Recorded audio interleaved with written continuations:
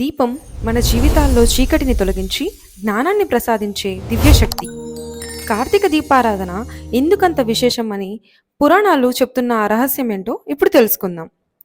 స్కంద పురాణం ప్రకారం కార్తీక మాసానికి సమానమైన మాసం లేదు. ఈ నెలలో దీపదానం చేస్తే కోటి యజ్ఞాల పుణ్యం లభిస్తుంది.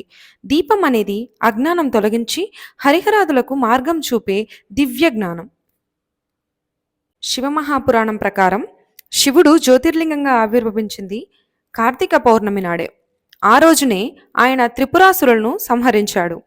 ఆ విజయాన్ని దేవతలు దీపాలు వెలిగించి దేవదీపావళిగా జరుపుకున్నారు. దీపారాధన అంటే శివుడి జ్యోతిర్లింగ స్వరూపాన్ని పూజించినట్లే. పద్మపురాణం ప్రకారం కార్తీక మాసంలో విష్ణువు యోగ నిద్ర నుంచి మేల్కొంటాడు. క్షీరాబ్ది ద్వాదశి రోజు తులసి దగ్గర దీపం వెలిగిస్తే స్వామికి స్వాగతం పలికినట్లు అవుతుంది. దీపం లక్ష్మీదేవికి కూడా అత్యంత ప్రీతి. దీపపు కాంతుల్లోనే లక్ష్మీదేవి ఇంటికి వస్తుందని పురాణాలు చెప్తున్నాయి.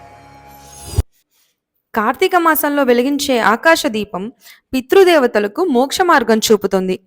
కేవలం ఒక చిన్న దీపం ద్వారా మనం హరిహరాదులతో పాటు సకల దేవతల అనుగ్రహాన్ని పొందవచ్చు. కాబట్టి కార్తీక దీపారాధనను శ్రద్ధగా చేసి ఈ పురాణాల దీపమహిమను మీరు పొందండి. ఈ సమాచారం మీకు నచ్చినట్లయితే లైక్ చేసి మరిన్ని విశేషాల కోసం మా ఛానల్ని సబ్స్క్రైబ్ చేసుకోండి. హర హర మహాదేవ.